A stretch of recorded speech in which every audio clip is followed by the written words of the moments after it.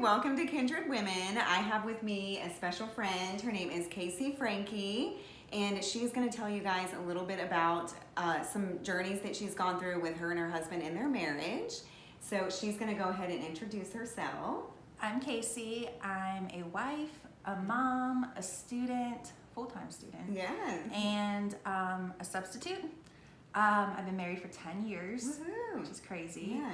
And yeah, that's really it about So me. what is your student? What you going to school for? I'm going to school to be a teacher, an elementary school teacher. Yeah. I want to teach 3rd grade. That would be Yes. ideal. That's awesome. Yeah. Okay, so we're going to get right into it. So you've been married for 10 years. That's awesome. It's a good milestone. Yeah, for sure. Okay, so tell us a little bit about how you guys met. Yeah, so I was a waitress, Okay. and he came in. We were introduced by a friend, and it kind of just hit it off. Yeah. We wanted to be friends. Okay. I wanted to be friends first. Yeah, and, yeah. But it happened super quick, and we Okay. just started dating. Yeah. And yeah, Okay, a few years later, we got married, and led to our children. Yes. So yeah, You have how many kids? 3. 3. Yep, 7-year-old, 4-year-old, and a 2-year-old. Yes. 5 years old. Yes. Oh my goodness. Oh yeah, She's is. 5. She recently turned 5. Yeah, 2 weeks ago. And our sons, both of our younger sons. Well, I only have one son, but Yeah. the younger ones, they were born on the same day. Same day. I had given birth, and she was still in labor.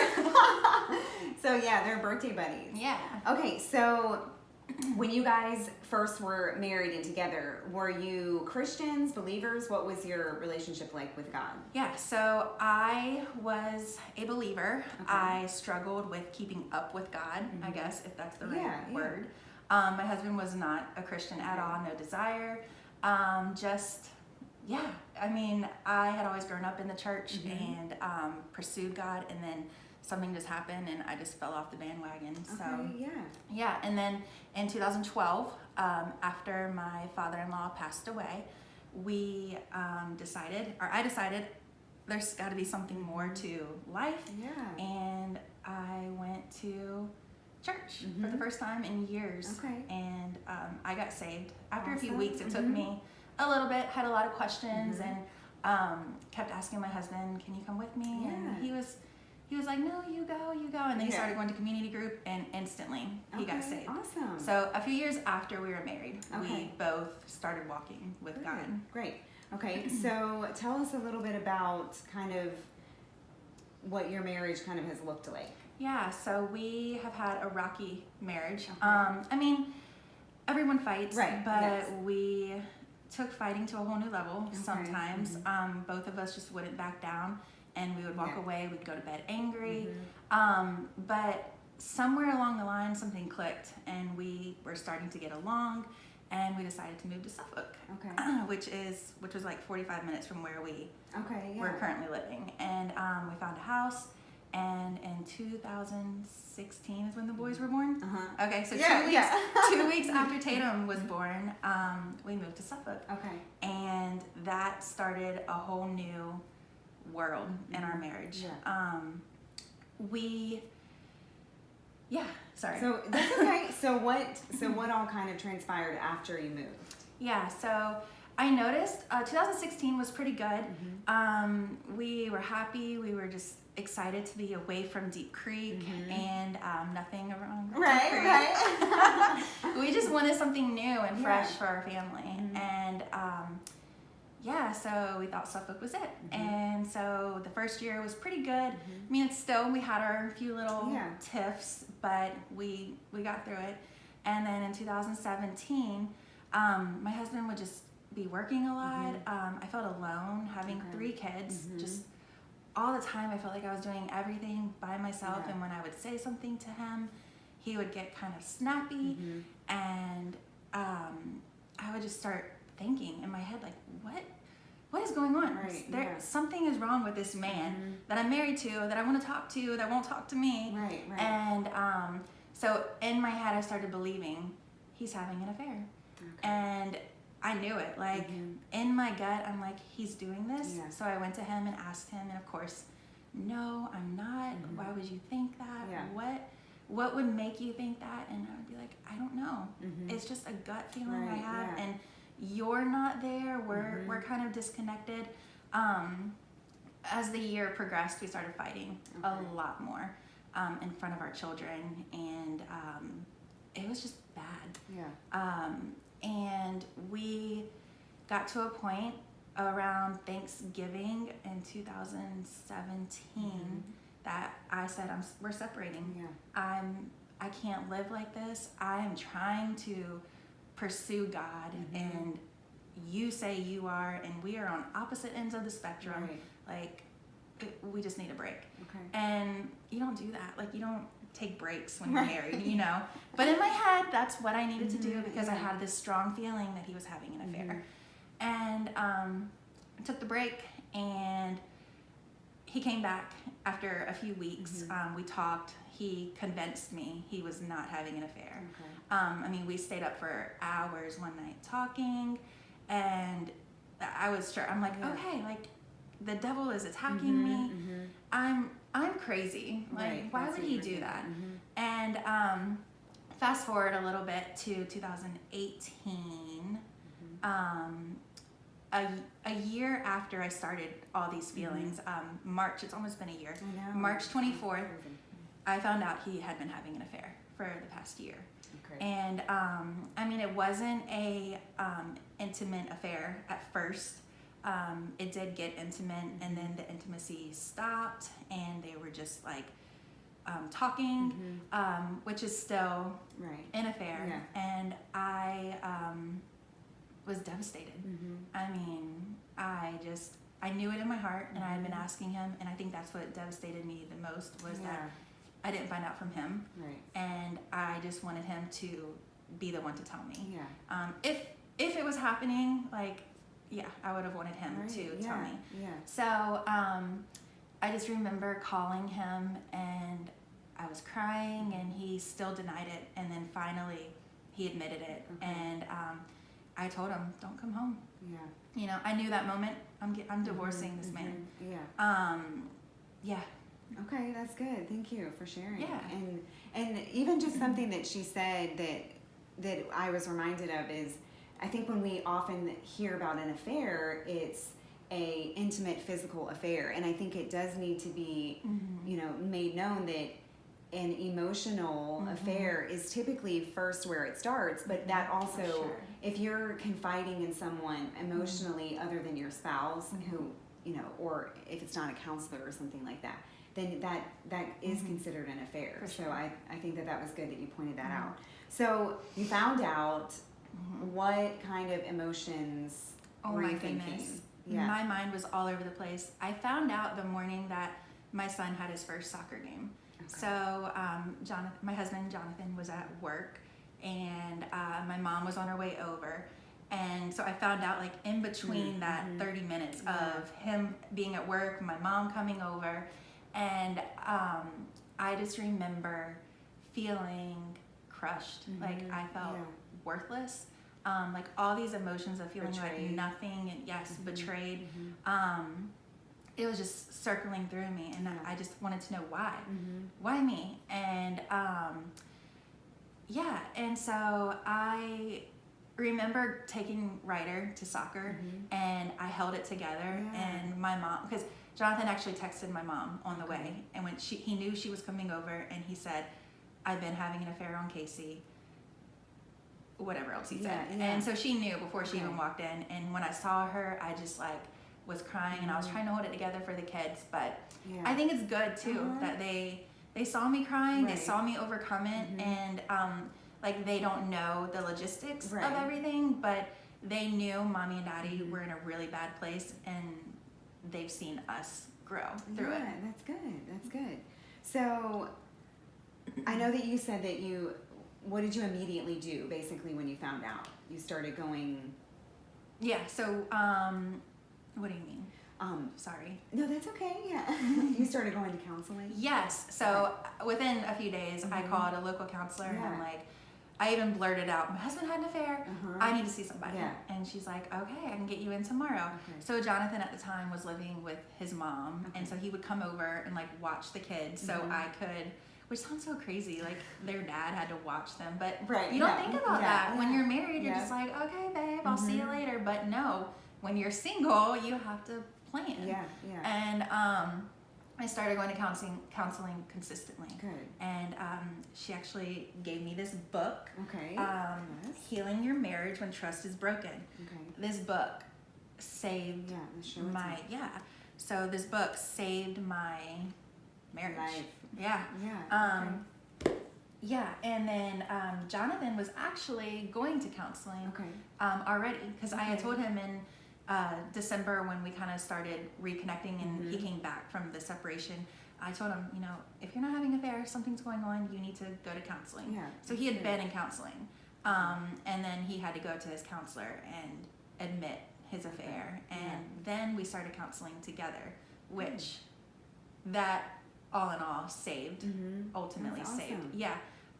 It was hard, he asked us hard questions, For sure, and I had to kind of relive how I was feeling, and I didn't want anything to do with him. In my head, we were done. Yeah. We were getting a divorce. Okay. So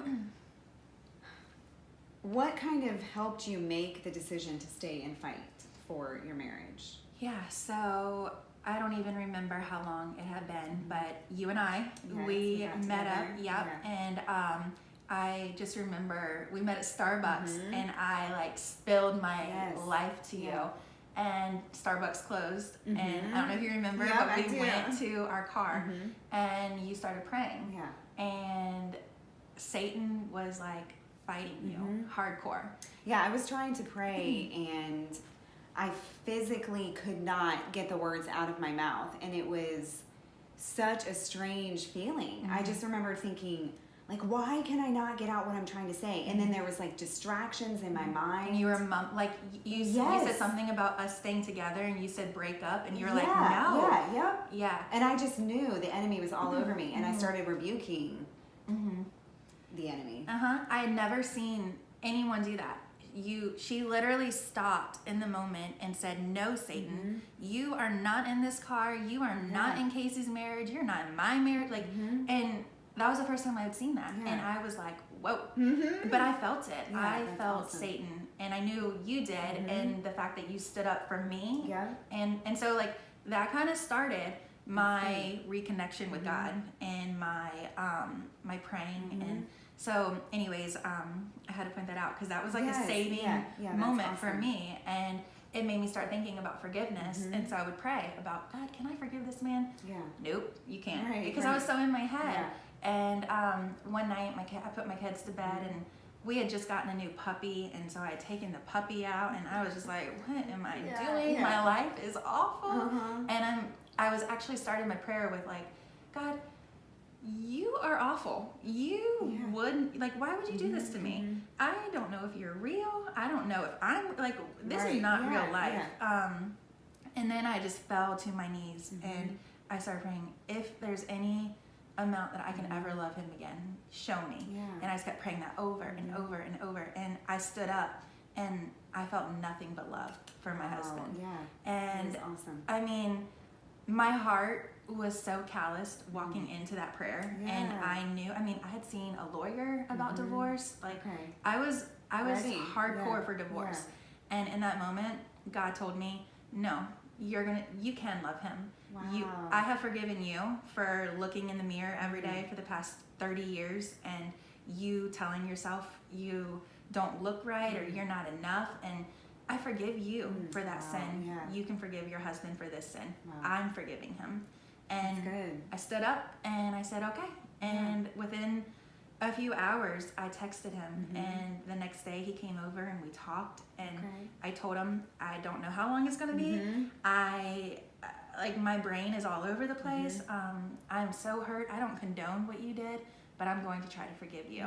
And I just remember the look on his face, oh my gosh, I can't believe this is happening, because he knew he was doomed. He just knew. I mean, 3 kids and me, we were out the door. Wow, that is so good. Yeah, that's good. And I love that when she said that she was basically telling God how awful he was. Because God knows our heart. He already knows that you're mad at him. He already knows what you're feeling. He wants you to tell him so that you can be raw and vulnerable and real with him. That's exactly what he wanted. Yes. And I feel like that's a part of the reason why you truly were able to heal, is because you told him, I'm not happy about this, you know? So that's awesome. So what measures do you feel like you've taken now as you've begun to heal, and it's, you know, we're almost to a year in that healing process? I know that we talked about counseling a little bit. Was it a Christian counselor? For sure. Okay, awesome. Definitely. He prays with us after every appointment. Good. Yeah. And so you guys are still going? Yes. Okay. We go weekly. That's good. And I actually told him a few weeks ago, I don't know if I'll ever not come to you. We've actually made that our date night kind of, and we try to go out to dinner or something beforehand or afterhand, or if we just talk on the way there, or listen to a sermon. We just try to make that time about us, and then we go in and work on our marriage. And that's good. But when the affair first happened, he basically gave me his phone. We got new phones, new phone numbers. We moved. Suffolk, it just kept reminding me of what happened, and I couldn't get over it. And I said, you know what? If I'm going to forgive him, I am moving. I'm moving back to my home. I'm moving near my parents. You just need a new everything, new surroundings. So we packed up our 3 children, so the 5 of us, and we moved in with my in-laws. And we've been there for the past year, which has been a huge blessing. But awesome. And so we moved, and those were like the steps that we took to that we knew we had to take. We still have it's called Life 360, an app that I track him on.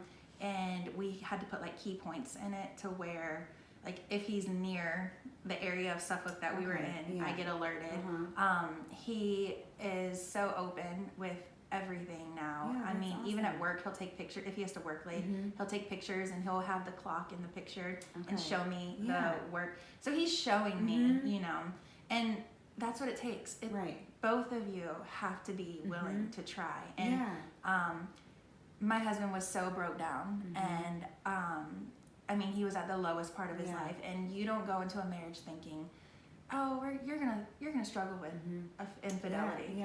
And it broke. Like, we needed that. We needed the affair to break him down and to break me down. And us being broke down together allowed us to pick up the pieces together. And then form it, back together as a solid foundation. For sure. I refer to it as like our old marriage.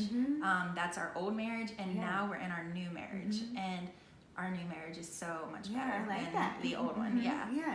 Okay, so you... In the ways that you've tried to heal kind of in the process, you've gone through counseling, and then what else have you done? I know because you're a teacher, when you did substituting, how did that kind of help? So I actually was supposed to start subbing a week after I found out. Okay. So I didn't cancel. I thought I was going to cancel. Actually, we were going on a vacation the day after I found out. And we went to Nag's Head, and I was going to cancel that. But that trip, we were forced to go together, and because of our kids, and that trip saved us. And then the following week, I started substituting full time, and my mind wasn't on the affair. I was able to interact with kids and do what I enjoy doing. And so just kind of like staying out of my own head, as hard as it was, because I was very in my head. And then I started attacking myself, like something's wrong with me. Well, and I think the isolation is the part where the enemy wants you to be. For sure.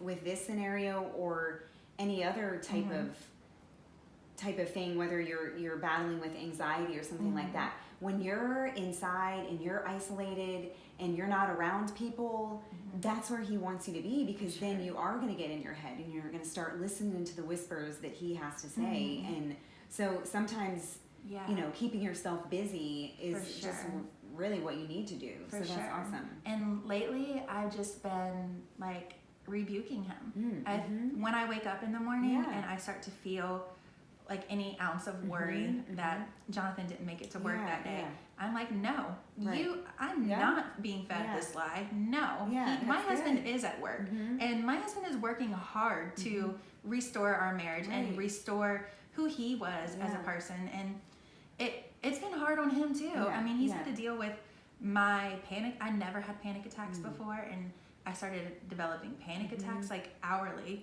I wouldn't eat. There was just so much involved that I was just like self-destructing myself. And so he had to not only work on himself and pick him up, but he was physically picking me up off the ground and holding me. And I didn't want him to hold me, but you know, he was doing it. And and so I say that because most people look at affairs like, you should divorce him. It's instant. Like that is so, it's our society today that divorce is the best option. He's going to continue to cheat on you. You're stupid. Like, you're failing yourself by not divorcing him. And so that was in my head. And having to push through that, the negativity and the people who want you to fail, it's been like a challenge for us, and just it's been remarkable to actually see where both of us were a year ago and where we are today. Well, and I'm proud of you because seriously, there are so many people that you could have easily listened to, you know, and you chose to listen to the Holy Spirit, and you chose to listen to you and what your husband were saying, and not to everybody else. Yeah, for so sure. That's big. So some of the other things that you felt like helped you were, there's a Bible verse. We already talked about the book. So do you have the Bible verse? Yeah, I actually wrote it down. Okay. So it's Romans 5:3-5. Not only so, but we also glory in our sufferings, because we know that suffering produces perseverance. Perseverance is character, and character hope. And hope does not put us to shame, because God's love has been poured out into our hearts through the Holy Spirit who has been given to us. And I just kept thinking when I was reading different Bible verses, and especially this one, I'm like, hope. My daughter's middle name is Hope. And I would look at her and this, and I would be like, there is hope. There is room for a better marriage. There's room for growth. That is so good. I am not going to let anybody or anything tell me he's going to do this again, because you don't know that. I don't know that. I pray he doesn't, and he prays he doesn't, but both of us, like through relying on God, we both can say like, no, he's not going to do that again. So, and the trust, it doesn't happen immediately. I mean, I know that you can definitely agree to that. Yeah, so I just forgave him full forgiveness. Forgiveness. I just forgave him a few weeks ago. Like where I told him, I forgive you. Like I'm there. And that was hard. I woke up the next morning and I was attacked hardcore. And that's when I really started being like, no, Satan, absolutely not. Like I'm working on my marriage, and I see him working. And even though I don't tell him half the time, like I wanted proof. I wanted him to really show to me, what are you going to do for me? And then I just started thinking like, no, Casey, that's not okay. Like, you played a part in this. You suffer with severe image issues, and you've always suffered with anxiety. And so maybe you might have pushed him away a little bit, and maybe there's some things that you did. And so that started working in my heart, and I'm like, dang. A little bit of Holy Spirit conviction. I did. Even though Jonathan says no, like this was solely me. And I don't condone what he did. But it takes two to tango. And you know, we have both like been together, like together, and like, yes, it was both of us, and we're just getting better. And you know what? The thing is, we do have to recognize the sin in our life, in our own person, just as much as the sin of the other person. You know, you're very correct in that it isn't just, he wasn't the only one that was sinning. You know, and I do kind of want you to talk a little bit about the whole body image. How do you feel like that played a role in all of your marriage? Yeah. Oh my goodness. So I've always suffered with how I look, and I want to look perfect, and not that I portray perfection. Like, I try to keep it real, and I try to, like, if I'm having a bad day, I try to put it out there that I'm having a bad day, like in social media world. But as far as how I look, I just started posting pictures of myself with my children because I'm like, I need to. Like, it's okay. I've had 3 children, and my body doesn't look like it does when I was 18, and that's okay. Yeah, exactly. Like, God loves my body, and God gave me my body. And although I struggle with waking up every day and saying that to myself, like, I know it, and so that's what I'm trying to believe more. Yeah. But yeah, I just have always struggled with body image and how I look, and just trying to overcome that in my marriage. He walked in to me having issues. I mean, we all walk in not knowing each other's issues, but mine were severe, and like a lot of stuff he didn't even really know. And so having to work through that together, and back then he wasn't a Christian, and I wasn't following, and so we didn't really know how to work together. So like that, being able to do that together now has been life-changing. Yeah. That's good. And you know, I want to challenge you to make that a focus, that every day you are going to say something about your body that you like. Or, you know, maybe that means if that's something that you struggle with too, finding a Bible verse. I'm fearfully and wonderfully made, you know, because that is the truth. And the problem is, it's us believing the lies of the enemy. And just like what you're saying, this is my sin and I'm taking ownership for it. And that was my part.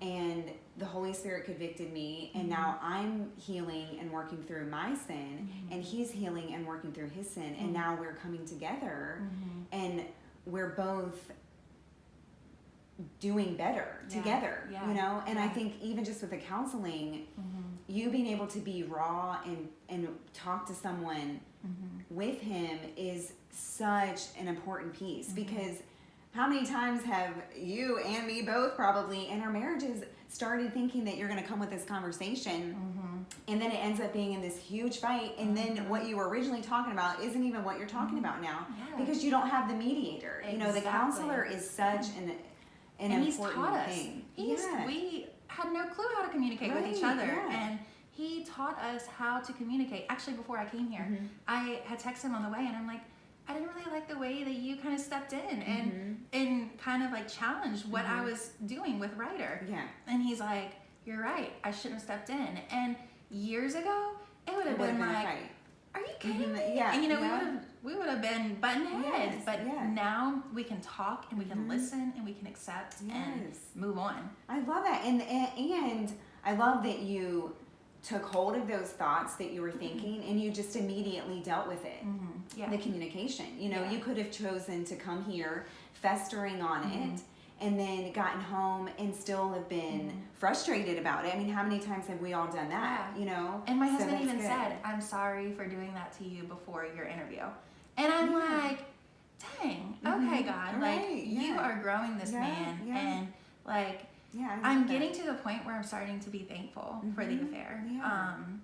I'm not thankful it happened, but it has really, like, just changed you both. It broke us. It broke us to a level that we needed to be broke to. Good. So in the growth, what ways do you feel like you have grown together? Oh my goodness.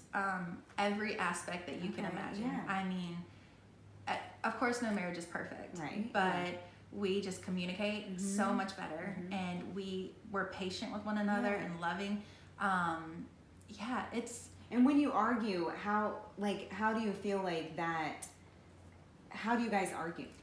So we were told that if we're in an argument, walk away. There are certain times that you should have a conversation, and there are certain times that you shouldn't. So if it's one of those times that you're hungry or annoyed already, or just not feeling your best, don't have the conversation and schedule it for later. That's a good idea. Although we haven't really like scheduled it, because I'm not like, I want to get it out. And so if he's frustrated though, he'll listen, and he'll like process and then he'll come back later and we'll talk. Yeah, that's but good. Now we're not really, I mean, we still like throw a little dagger here or there, or but it's not what it used to be. And then we're recognizing, you know what, I'm sorry for throwing that dagger at you, and I know what hurts you, and I shouldn't have said that. And so just like going to each other and really talking. Talking is where it's at. Yes, that is good. I love that. So what boundaries have you kind of set up? I know you have already talked about the app that kind of is able to locate. So what other boundaries have you kind of set up? Yeah, we just, communication again, like wherever he goes, he lets me know. If he's working late, he lets me know ahead of time. What about for social media? He got off of social media the day that he found out, or I found out.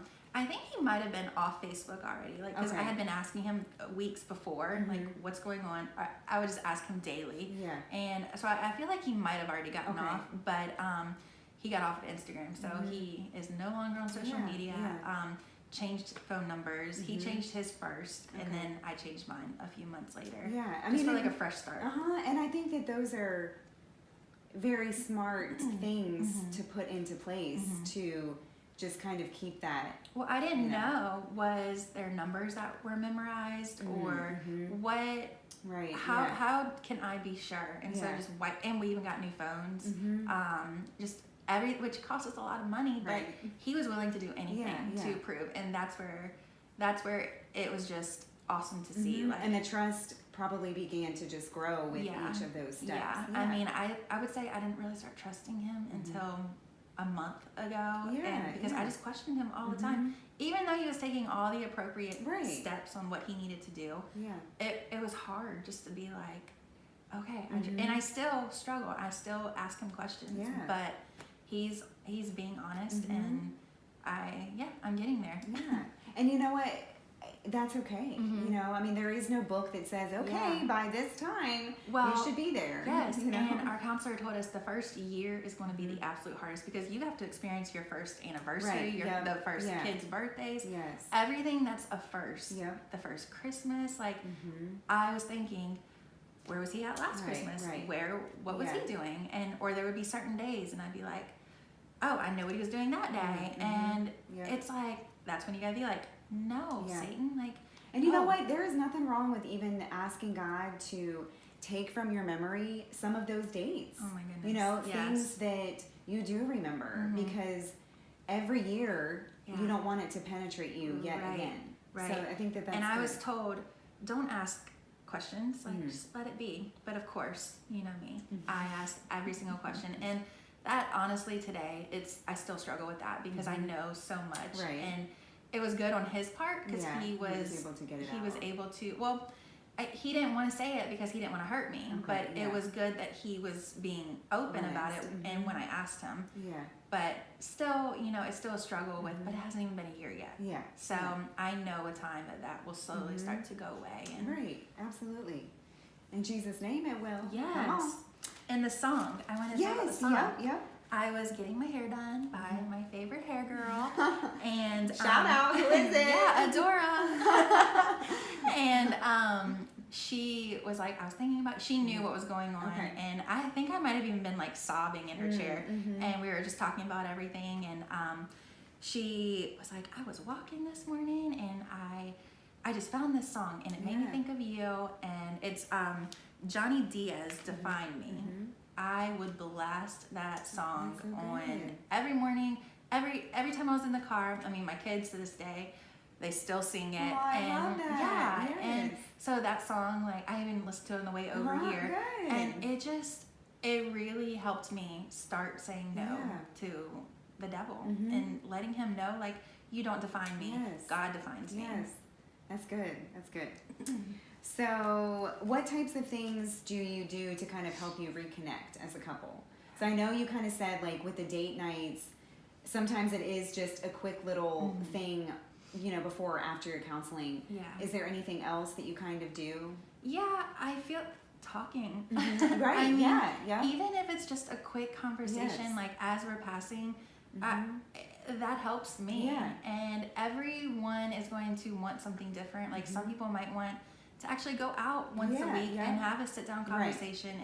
But I don't need that. Yeah. We have 3 kids. Like we don't have time. Well, and that's good. I like that you say that because I think a lot of people automatically go there. Yeah. Okay, like we have to have a date night. We have to go out. We have to go get coffee. So I like that you're intentional with the time, but it doesn't have to be outside of your home. Yeah. Well, So for a that's while good. there, I didn't want to go out because I would start thinking, what is he thinking about the waitress? Or so he would actually, it's kind of funny, like we would be walking in the mall or whatever, and he'd have his head down. And I'd be like, what are you doing? And he'd be like, I don't want to look at anybody. Yeah. And I did not realize until that moment when he verbally stated, like, I just don't want to look at anyone else. That lust is real. And I mean, this man had struggled with this for a really long time and didn't get help. And it led to something that he didn't want it to lead to. But it did. And it happened. And now he literally sometimes has to walk with his head down. And like, I'm sure that's humbling to him to have to do. And like, he's also proving to me, like, you're it. I'm looking at you, no one else. Yeah, there's I wish so badly right now that I actually remembered every piece of this acronym. But what I want you to do when you're done watching this video is to go and look it up. But it says, I believe it's from a book. And I don't know what the book is. Look, this just came to me, so I really just feel like this needs to be shared. But it is regarding diverting your eyes, and it says can do, and one of them is diverting your eyes, and the C was, I don't remember, but I think it is an important piece, and it's involving lust, and it's saying maybe you can post it. Yes, I think that's what I was gonna say too. Just cut in. Right, no. Because I think it really is important. I want to see it. Yeah, I will. So those are great. Also, date nights within that. Yeah, and one big thing he did was he got me a new ring. Yes. After I found out about the affair, I took my ring off because in my head I'm getting a divorce, right? And I didn't want to be tied to him. It wasn't that I didn't want to be like, oh, I'm single. And no, I was hating the like how I would be looked at. With being a single mom of 3, and actually this just came to me, but I think an important piece of this was I really started looking into myself and like, okay, you're either going to be a single mom of 3, like who potentially might start dating or marrying another broken sinner and go through all of this together, or you can be with the one that you've been with for 10 years already and fix it with him and learn him learn you and be a family. And so that really helped me in my mind, like differentiate the two and like what my 2 worlds would be like. But sorry. I love that. Side note. That was good. But my ring, I'd taken my rings off, and every time he was around me, I wasn't wearing them, and that kind of made him sad. And he told me, like, I hate that you don't wear your rings. And he took me to the mall one day after counseling, and he was like, if you could have a new ring, what would you pick out? And so I was like, right. I don't know. And so I picked out one, and I knew I wanted 3 bands, 1 for each kid. And he got me a new ring. He did it. And that wasn't easy for him. I mean, we were still at the time, we had our mortgage and bills and and we don't make a ton of money, so you can't just throw away a ring, but he did, and that really helped me. I put him on, and I'm like, all right, like, we're doing this. We're gonna get through this. I love that. And it really is, I feel like, because it's such an outward piece, it is a reminder. So I can see where you're looking at it every single day, being reminded that he broke the promise. So I think that is an awesome piece to the healing process. And when now I look at it, I don't think of that.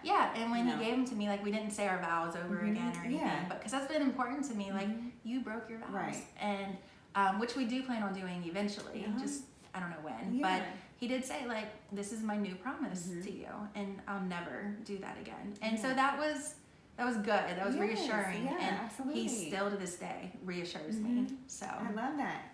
So this is from our church, Community Church in Chesapeake, Virginia, and they actually have been doing a series on marriage, and it's called 100.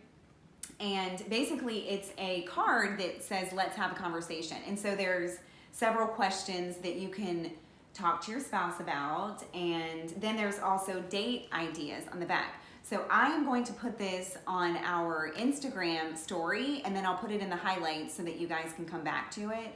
I would read them all, but I mean, we ain't got the time for that.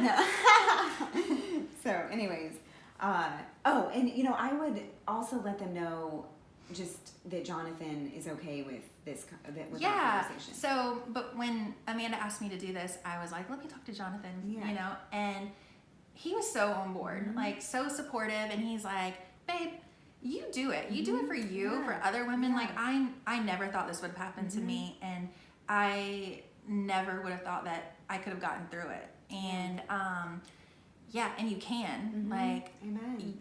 People, being around people who believe in your marriage, like that has been key, and his support and me supporting him.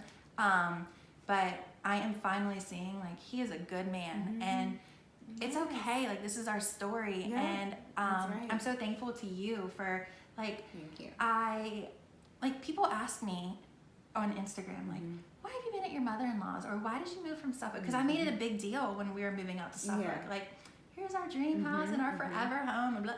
Not to be boastful, but it's because this is my story, and Instagram is my story. I want to look back to it and remember. And so when people found out that we were moving back to Chesapeake, like, I got a lot of whys, and I started being like, oh my gosh, like, I'm telling people that I'm staying here until I graduate ODU, and which is true. Like, it was something that I did want to do, but it wasn't the full truth, and so I'm thankful that you allowed me to come onto this platform and share it, because my story, like, is totally glorifying God, and we are so thankful to Him and just everything that has happened. Like, I'm actually thankful for the affair, which sounds so crazy. I mean, and when he watches this, he's gonna be like, what? But you know, when I got off the phone with her last week, when we were talking this over, I got the phone and I told Brian, I said, I am so proud of you. I mean, seriously, Casey, like, I have seen so much growth. I'm about to cry. Just in this almost a year that you've gone through, you know, there's so much growth, and the word choice that you are speaking, you know, it just shows that you and him are together, that you're one, and that you are moving forward. And, you know, when even we have a group of us that will get together and we'll go and have a date night and stuff, and there's no judgment there, you know, and there needs not to be, because we, like you've said, we all have sin in our lives. And I just wanted to tell you that truly I can see such growth in you, but then also with the two of you. So I appreciate you coming on, and even if you were nervous, God is going to get the glory for this. Well, I'm going to be honest. I was nervous about judgment. And actually, you and your sister and y'all's husbands, like, accepting us, and after knowing everything, like, even our past, and then the affair, like, your husbands looked at mine like, okay, dude, like, clean slate. And, you know, it was never brought up, and it was just so refreshing to be around someone who genuinely cares about you. And so I had told you, coming on to here, I was nervous about judgment, but I'm not. I don't care what anybody thinks, because it's my life and my story, and I know my husband. Finally, I know him, and I see where we're going, and we're so excited. All right. Well, thank you so much for coming on. And, you know, if you're going through something like this, I just encourage you to be on your face, just like Casey did. Even if you have to take notes and write down some of the stuff that she has found that's helped. Or reach out to me. I would love to talk to anybody who awesome. has suffered with this. And then counseling, for sure. So we thank you, and We will see you next time.